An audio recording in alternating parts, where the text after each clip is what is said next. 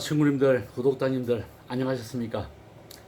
오늘은 이제 26대 임금 고종에 대해서 재미있는 역사 이야기 시작하도록 하겠습니다.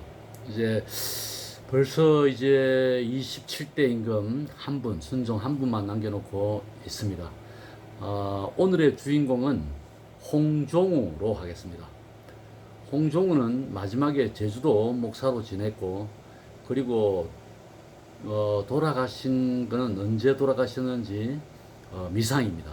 왜 그분으로 오늘 주인공을 했느냐 하면, 제가 조선왕조 공부를 하면서 근대 고종 때 쭉 공부를 해보니까 그분이 좀 재밌을 것 같아요. 유럽에 처음으로 우리나라 조선의 사람으로서 처음으로 유학을 간 분이고, 그래서 재밌지 않나 싶어서 그분을 오늘의 주인공으로 한번 삼아봤습니다. 그렇게 하기 위해서 먼저 이제 고종 이야기를 좀 해야 되지 않습니까? 고종은 갑자기 또 철종이 돌아가십니다. 그래서 철종이 그 후사가 없어서, 아이가 없어서 또 뭡니까, 그 조정에서 임금할 만한 사람을 찾아야 되지 않습니까? 그래서 그렇게 쭉 보니까 대원군의 아들 고종이 좀 보니까 뭐 그런 대로 뭐 쓸만하고, 그러니까 나이도 어리고 그러니까 12세에 데리고 와서 왕으로 삼습니다. 그때 그 당시에 백성은 조정, 그러니까 금문세가 풍양조씨, 안동김씨, 기타 그 문세가들, 돈 많은 정치 세력들, 이런 사람들이 너무나 많이 싸우고 자기의 이권을 위해서만 살던 그러한 시대였습니다. 그러다 보니까 백성은 갈수록 피폐해지고 삶의 질이 엄청나게 떨어져 있던 시대였습니다. 그때 그 당시에 외국 열강들은 드디어 그 식민지를 찾기 위해서 온 전신으로 돌아다니는 그 시기였죠. 그래서 고종 임금이 1863년에 임금이 되어서 1907년에 자기 아들한테 왕권을 양유해 주고 떠나는데요. 한 44년간 정도 왕을 했습니다. 그러한 중에 1884년에 갑신정변이라는 사건이 생깁니다. 그 전에 뭐 82년에 이모군란이 있었고 여러 사건들이 있었습니다만은, 갑신정변은 여러분들도 잘 알다시피 김옥균, 서재필, 박영효 이런 분들이, 괴아파 세력들이 일본의 힘을 빌려서 나라의 정권을 한번 바꿔보자, 우리도 개화해서 나라를 근대화시켜보자 하는 그러한 계획이었습니다. 결국 실패로 돌아가고 그 사람들은 망명을 길을 택하게 되는 그러한 사건입니다. 갑신정변은 우리 민족 고유 민족의 첫 쿠데타다, 이렇게 보시면 될 것 같습니다. 그 이후에 병인양요, 프랑스와의 전쟁, 그 다음에 신미양요, 미국과의 전쟁, 그 다음에 또 일본과의 강화도 조약, 이런 거를 거치면서 여러 사건들이 일어납니다. 그리고 1894년 동학혁명도 일어나죠.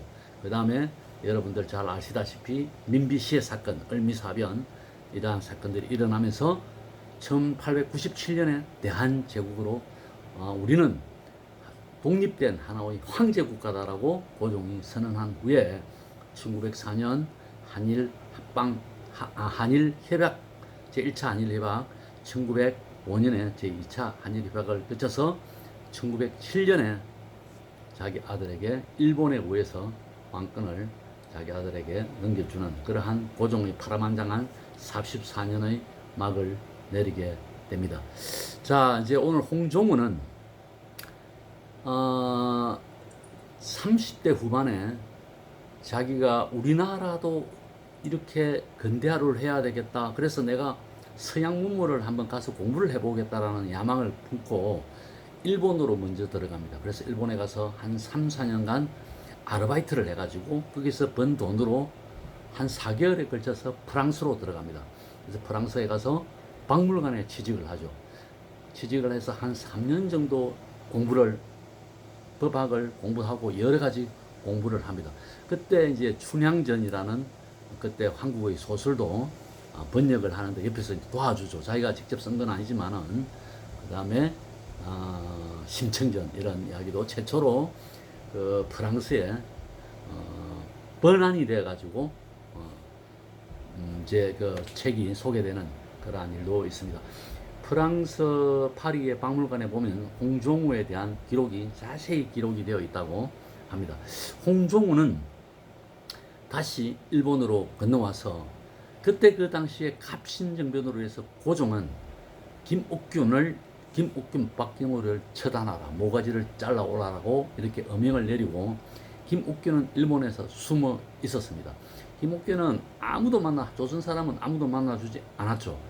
그러나 프랑스에 온 홍종우는 쉽게 접근할 수가 있었습니다. 그래서 홍종우가 김옥균을 만나서 우리도 귀화를 해야 되지 않겠느냐 하는 그러한 뜻이 같다라는 걸 일시하고 자기의 마음의 문을 이렇게 열어줍니다.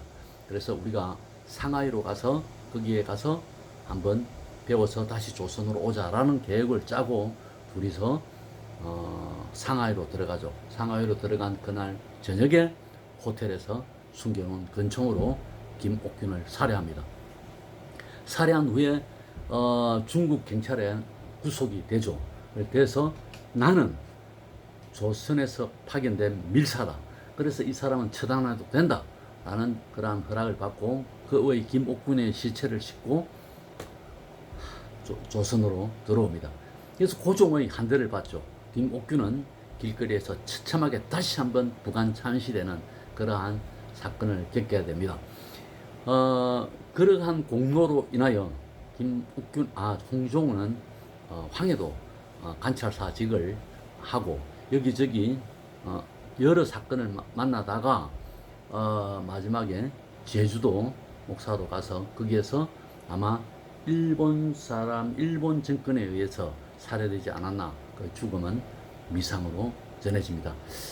그 조선시대 그 1907년까지 수많은 사건들이 많이 펼쳐지죠. 여러분은 고종을 어떻게 생각합니까?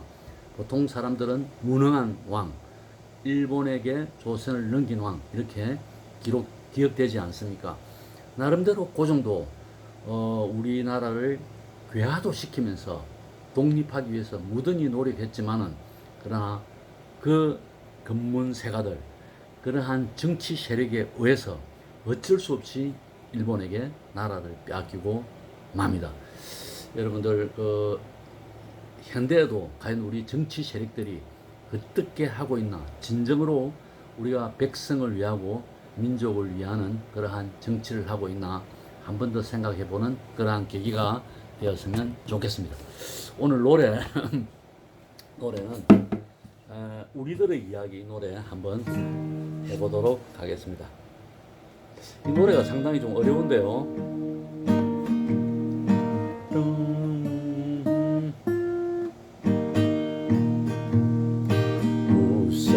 웃음짓는 커다란 두 눈동자 긴 머리에 마른 눈웃음 라일락꽃 향기 흩날리던 날 교정에서 우리는 만나서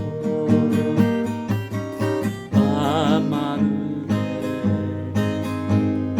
별만큼이나 수많았던 우리의 이야기들 바람결에 간다고 해도 언제라도 난 안 잊을 테요. 언제라도 난 안 잊을 테요. 네, 감사합니다. 오늘 26대 고종 이야기 여기서 접도록 하겠습니다. 네, 감사합니다.